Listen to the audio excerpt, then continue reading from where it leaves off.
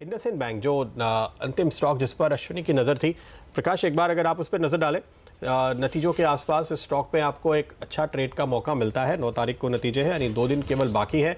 क्या आप मौका देख रहे हैं? बिल्कुल, मुझे लगता है ले लेना चाहिए, स्टॉक होना चाहिए 1550-60 का, और मुझे लगता है 16.5 तक के टारगेट नजर आते हैं। 1607 के लेवल फिलहाल दिखाई दे रहे हैं जी, 1660 के टारगेट नजर आते हैं मुझे, 1650 टू 1660। ये कैश के लेवल है आपके? कैश के लेवल है। ओके, तो कैश के लेवल है, ये ध्यान में रखिए। 1660, 1660, 1650 टू 1660 ये टारगेट नजर आते हैं। इंडसइंड बैंक पर रखिएगा नजर, और भारत फाइनेंशियल इंक्लूजन इस पर भी रखिएगा नजर। दोनों अब एक साथ चलते हैं। और देखिए अब नतीजे आ रहे हैं और ये भाग रहा है, और इसके पीछे पीछे देखिए कौन सा स्टॉक बढ़िया प्रदर्शन दिखा रहा है। Bharat financial inclusion. वागले साहब, ये क्या अभी के अभी लेने वाला स्टॉक है? आपका कन्विक्शन बैठता है क्या इसमें, और कितनी तेजी दिखाएगा ये? आज से लेकर बुधवार तक का एक टारगेट दीजिए। हेमंत, भारत फाइनेंशियल में मुझे बेटर मोमेंटम लगता है, बेटर देन इंडसइंड। हमने एक्सिस बैंक का कहा, आपने एक्सिस बैंक कहा, तो इंडसइंड में भी सिमिलर पैटर्न है, बट इसमें मोमेंटम ज्यादा दिखता है। करंटली एट 1020, मैं आज के लिए टारगेट दूंगा 1045, 20 से 25 रुपए आज और कल में। और अगर आप पोजिशनल टारगेट मांगते हो हेमंत, मुझे लगता है ये 1065, 1070 तक जाना चाहिए। अगर आप भी बहुत है, एंड ऑफ द वीक की बात करेंगे तो 1070, 1075 तक मैं सरप्राइज नहीं होऊंगा ये अगर जाए तो। गावा सर, इस पे भी भरोसा है क्या? दोनों साथ ही चलेंगे? मर्जर सब देखिए अनाउंस हो चुका है, सब कुछ हो चुका है। ये दोनों गिरते भी साथ हैं, बढ़ते भी साथ हैं। इंडसइंड हम साथ हैं वाला स्टोरी है इनका भी। भागेगा क्या? बहुत बढ़िया लगता है स्टॉक मुझे। इसका टारगेट जो है करीब भारत फाइनेंशियल का, एक जमाने में आपके पोर्टफोलियो में भी था ये स्टॉक। इंडसइंड बैंक था, that was pre IPO days. Okay. और भारत फाइनेंशियल के लिए आज का टारगेट बताइए, क्या निकल कर आएगा? मुझे 1040 का टारगेट नजर आता है। ओके, एक सेफ टारगेट है 40। तो 1075 कह रहे हैं वागले साहब, आप कह रहे हैं 1040। तेजी की कॉल यहाँ पर हमारे दोनों एक्सपर्ट्स की ओर से आपके लिए स्टॉक पे आती हुई। प्रकाश के लेवल मेरे ख्याल से कैश के हैं, ध्यान रखिएगा, और वागले साहब के जो लेवल है वो फ्यूचर्स के होते हैं। तो दोनों लोग अलग अलग आपको भाव देते हैं, तो वहाँ पर प्रीमियम भी आप एडजस्ट करेंगे तो शायद प्रकाश के लेवल थोड़े और ऊपर आ जाएंगे। अच्छा, मूड बहुत अच्छा है, लेकिन एक स्टॉक पे वागले साहब मुझे लग रहा है कि शॉर्ट की कॉल बन रही है, वो है अशोक लेलैंड। शॉर्ट तो बने ही हुए हैं हमारे एक्सपर्ट्स के यहाँ पे। आपने 96 के टारगेट मेरे ख्याल से लिए थे, अब ये उसके भी नीचे आ चुका है। ऐसा लग रहा है कि नई गिरावट दिखा रहा है, क्या कहते हैं? हमने 102, 103 से बात कर रहे हैं, हम पहले 97 की बात की, आज मैं 90 तक की बात करूंगा। 100 का साइकोलॉजिकल लेवल ब्रेक हुआ है, 97 भी ब्रेक हो रहा है या हो गया अभी, तो 90 का तो टारगेट बनता है। 5 रुपये नीचे डाउनसाइड होगा, 1.5-2 रुपये यहाँ से ऊपर का स्टॉप लॉस दीजिए 97 का, और 90 का टारगेट। तो प्रकाश दीवान उस दिन कह रहे थे, हेमंत आप नहीं थे, 102 के लेवल के आसपास जब वागले साहब ने 96 के लेवल के साथ बेचने की राय दी थी, तो उनका कहना था कि मैं तो 90 पे ही लूंगा। तो वागले साहब भी उनके साथ आ गए। 90 के लेवल का इंतजार वागले साहब भी कर रहे हैं ट्रेडिंग के लिहाज से। प्रकाश, आप कुछ जोड़ना चाहते हैं इसमें?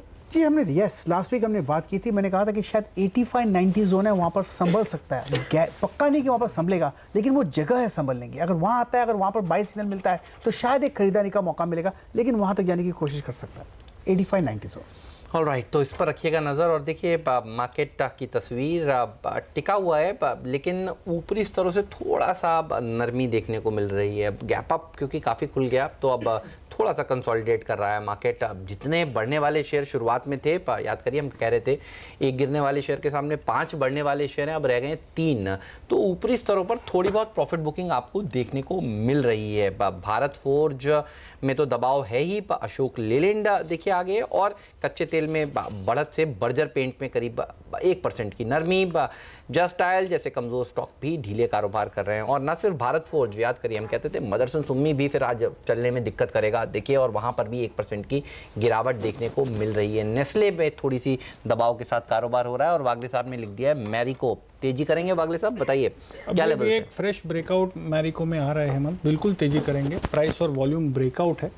आपका स्टॉप लॉस 382 का होना चाहिए, अभी 387 का भाव चल रहा है। मुझे लगता है ये एंड ऑफ द डे तक 400 तक, maybe end of the day, maybe tomorrow 398 to 400, एक 12 रुपये 14 रुपये की मूव मुझे दिखती है।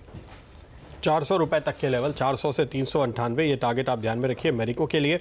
अच्छा वागले साहब, दूसरा स्टॉक जो अभी हेमंत बात कर रहे थे, बर्जर पेंट्स, इसको देखिए, क्या लग रहा है आपको कि मंदी का मौका है? क्योंकि मैं अभी देख रहा हूँ ओपन इंटरेस्ट में करीब 11% का एडिशन अब तक देखने को मिला है।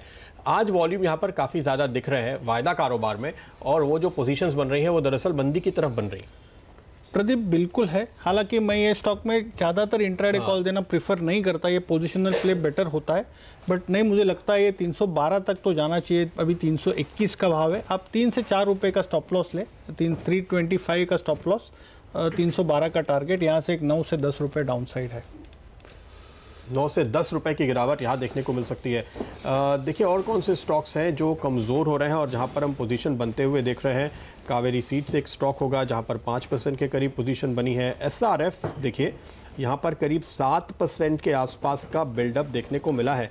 अगले साहब इस स्टॉक पर नज़र डालिए, इसने तो मंदी में बहुत तगड़ी कमाई करा के दी है और आज फिर से SRF देखिए खुलने के बाद कमज़ोरी दिखा रहा है। ये बाउंस आया, जो नीचे के टारगेट थे 1900 के वो अचीव किए, फिर 2000 की तरफ इसने एक बाउंस लिया और वहाँ से अब फिर से शॉर्टिंग शुरू हुई है और अच्छे खासे बिल्डअप है इस काउंटर पे। प्रदीप अगर ये काउंटर में कुछ एक्शन लेना है वो है बेचने का है ये मेरा मानना है, मतलब और ये बुल्स को हमेशा ट्रैप करता है। अगर आपको ये लेवल पे बेचना है बेचिए, आपका एक 20 रुपये का स्टॉप लॉस होना चाहिए। अगर ये 1970 ब्रेक करता है तो ये वन वे 1920 तक गिरेगा, तो 1970 के नीचे और बेचिए। अभी आप बेचते हो तो 20 रुपये का स्टॉप लॉस होना चाहिए और ट्रेल करते जाइए, ये बेस्ट स्ट्रैटेजी होगी। ओके, तो यह कॉल आपके लिए SRF पर बेचने की कॉल और इसको आप ट्रेल करेंगे अपने स्टॉप लॉस को। यहाँ पर फिर से वापस 1900 की तरफ जाता हुआ ये दिख रहा है, लेकिन ऐसे उतार चढ़ाव के बीच अगर आपके लिए सेफली कमाई का मौका है तो वो ऑप्शन में बनता है। और हम आपको याद दिला दें, मेरे सहयोगी वीरू ने जो आपको शुक्रवार के दिन एक कॉल लेने की सलाह दी थी वो था बैंक निफ्टी में 27,400 का कॉल, जो कि इस गुरुवार को एक्सपायर होने वाला है। करीब 75 रुपए पे उन्होंने आपको खरीदारी की राय दी थी और ये अब देखिए 180 रुपए पर पहुंचता हुआ नजर आया। तो जबरदस्त उछाल जो बाजार में आया, उस दिन की रिकवरी और उसके बाद आज का गैप अप, इसका पूरा फायदा आपको कम जोखिम के साथ इस कॉल में मिला है। निफ्टी बैंक की कॉल ऑप्शन पे अब वीरू की क्या राय है वो आपको 12 बजे फिर से आज अपडेट करेंगे। लेकिन वागले साहब, अगर आपके पास निफ्टी बैंक का कॉल ऑप्शन हो, क्या देख रहे हैं आप निफ्टी बैंक के लिए? 27,450 के जो लेवल है फिर से उस तरफ बढ़ रहा है।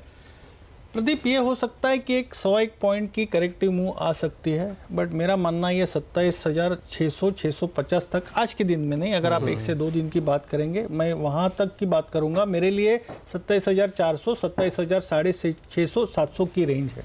तो ये बात आपकी सही है, क्योंकि हमने इंट्राडे रिकवरी बहुत शार्प देखी और उस समय तो ज़्यादा लोग ट्रेड करने का मूड बना भी नहीं पाए। फिर अमेरिका जो 700 पॉइंट बढ़ गया तो फिर आज गैप अप आया है। काफ़ी सारे स्टॉक्स में हेमंत साफ तौर पे दिख रहा है कि ऊपर के लेवल पर लोग एक बार थोड़ा प्रॉफिट बुक कर रहे हैं, फिर नीचे एंट्री का मौका ढूंढेंगे। बिल्कुल, तो बहुत बड़े फायरवर्क्स नहीं है, लेकिन एक अच्छी शुरुआत आप कहेंगे। जी एंटरटेनमेंट जैसे स्टॉक्स देखिए थोड़ा सा ढीले पड़ते हुए नतीजों का सिलसिला शुरू हो रहा है और सबका फोकस रहने वाला है नंबर्स कहाँ पर अच्छे आने वाले हैं और कौन से शेयरों में कमजोरी देखने को मिलने वाली है। 15 जनवरी को इसके नतीजे हैं और नतीजों से पहले देखिए जी एंटरटेनमेंट थोड़ा सा नर्म होता हुआ। वागले साहब, इस पर कोई राय है क्या? कहाँ तक ये नीचे करेक्ट हो सकता है या चार्ट पैटर्न आपको कैसा नजर आ रहा है? हेमंत, स्ट्रेंथ तो दिखती नहीं है, करेक्ट तो बिल्कुल हो सकता है। क्या हम शॉर्ट करेंगे? मेरा मानना है कि 460 ब्रेक होता है तो ही मैं शॉर्ट करूंगा। 470 460 ये रेंज है। अगर कोई भी एक्शन लेनी है तो इसमें मंदी ही करनी चाहिए, बट फिलहाल थोड़ा सा वेट करते हैं। 459 458 के आसपास अगर ये जाता है तो सीधा 445 तक जा सकता है। अच्छा, TCS इन्फी में के चार्ट देखकर बताइए सर कैसे नजर आ रहे हैं, क्योंकि ये हफ्ता तो देखिए इन 2 शेयरों के नाम है। TCS के बृहस्पतिवार को और शुक्रवार को बाजार बंद होने के बाद इन्फोसिस के नतीजे आएंगे। स्टेबल हैं पे शेयर। रुपए ने बहुत बड़ी कमजोरी दिखाई है। अब तो कुछ लोग कहते हैं कि थोड़े ठीक ठाक नंबर्स आ सकते हैं, कुछ कहते हैं कि जी बायबैक से सहारा मिलेगा। अब इन्फी को चार्ट्स क्या कहते हैं ये बताइए। बहुत ज़्यादा साइडवेज व्यू बनता है दोनों में। मैं ना तेजी करूंगा ना मंदी करूंगा, ना बाय करना चाहिए ना सेल करना चाहिए। Mildly positive in anticipation of the results, but बहुत ज़्यादा पॉजिटिव नहीं है। ओके, तो वेट एंड वॉच करेंगे, नंबर्स देखेंगे, उसके बाद एक व्यू बनाएंगे। लेकिन ये तमाम कंपनियां जिनके नतीजे आने वाले हैं, और टाटा एलेक्सी ये थोड़ा सा ये भी देखिए टाटा एलेक्सी लाते हैं, इसके नतीजे कल आएंगे तो इसके ऊपर भी रहेगी नज़र। रुपया अब दिन के उच्चतम स्तर पर, आज रुपए ने बहुत ही शानदार देखिए प्रदर्शन दिखाया है। डेज हाई पर इस समय कारोबार कर रहा है, तो रुपए में जो मजबूती है उसके चलते देखिए भारतीय बाजारों में तेजी जो है टिकी हुई है। अब देखना होगा 10,800 के ऊपर वापस जाते हैं और फिर आगे सेकंड हाफ में किस तरह का प्रदर्शन दिखाते हैं। लेकिन शुरुआत ठीक हुई है, बहुत दिक्कत की बात नहीं है। जिस हिसाब से ग्लोबल मार्केट्स ने देखिए ऊपरी स्तरों पर जाने के बाद हांगकांग ने थोड़ा सा नरमी दिखाई है, उसी बिल्कुल हिसाब से देखिए भारतीय बाजार भी ट्रेड कर रहे हैं इस समय। बिल्कुल, लेकिन ट्रम्प साहब के ट्वीट का असर एक स्टॉक पे बहुत तगड़ा पड़ा है, वो है ग्लेनमार्क फार्मा स्टॉक्स पे जो उन्होंने ट्वीट किया था भारतीय फार्मा कंपनियों के बारे में। वागले साहब जल्दी से जरा इसके चार्ट देख लीजिए ग्लेनमार्क फार्मा के जाते जाते। क्या मंदी का ट्रेड बनता हुआ दिख रहा है क्या आपको, जिस तेजी से ये गिरा है आज के दिन, और साफ तौर पे अभी दूसरा सबसे ज़्यादा नुकसान उठाने वाला स्टॉक है, शॉर्ट बनने शुरू हो गए यहाँ पे? प्रदीप अभी क्या अभी मतलब आप अगर एक 2-3 मिनट पहले बात करते तो मैं ज़्यादा कंफर्टेबल रहता, और वो लेवल था लगभग 659 660 का, अभी 654 है। 662 का स्टॉप लॉस लेकर आप बेचिए इसको। मुझे लगता है ये पोजिशनली 630 तक आपको 1 से 2 दिन में भी आउटर साइड 3 दिन 630 तक के लेवल्स मिलने चाहिए। तो इस पर रखिएगा नज़र। देखिए ये कमज़ोर हो रहा है और ज़्यादातर फार्मा कंपनियों में आज ढीला प्रदर्शन देखने को मिल रहा है, तो यहाँ पर आप बेचकर इस समय चल सकते हैं। लेकिन आप देखिए जो स्टॉक्स आज बढ़िया प्रदर्शन दिखा रहे हैं वो तो IndusInd bank, Bharat financial inclusion अब 3% ऊपर देखिए डेज हाई के आसपास वापस से पहुंचता हुआ, और टाटा मोटर ने भी बढ़िया प्रदर्शन दिखाया है। टाइटन में भी तेजी देखने को मिली, तो टाटा ग्रुप के बहुत सारे स्टॉक्स में एक अच्छा प्रदर्शन आज के सत्र में देखने को मिल रहा है। तो अच्छी शुरुआत, और निफ्टी भी देखिए 10,800 के ऊपर जाकर निकल गया है। तो बेहतरीन ट्रेडिंग सेशन, बढ़िया दिन अब तक का रहा है। सेकेंड हाफ बहुत महत्वपूर्ण होगा। यहाँ पर हम सबको दीजिए विदा। शुक्रिया वागले साहब समय निकालने के लिए, इस चर्चा में आज शामिल होने के लिए। आगे की कमान संभालेंगी मेरी सहयोगी नेहा आनंद, बताएंगी कमोडिटी बाजार में कहाँ पर है कमाई के मौके। साथ ही अगर कोई भी सवाल हो आपके जहन में तो ज़रूर पूछेगा, सौदा आपका में।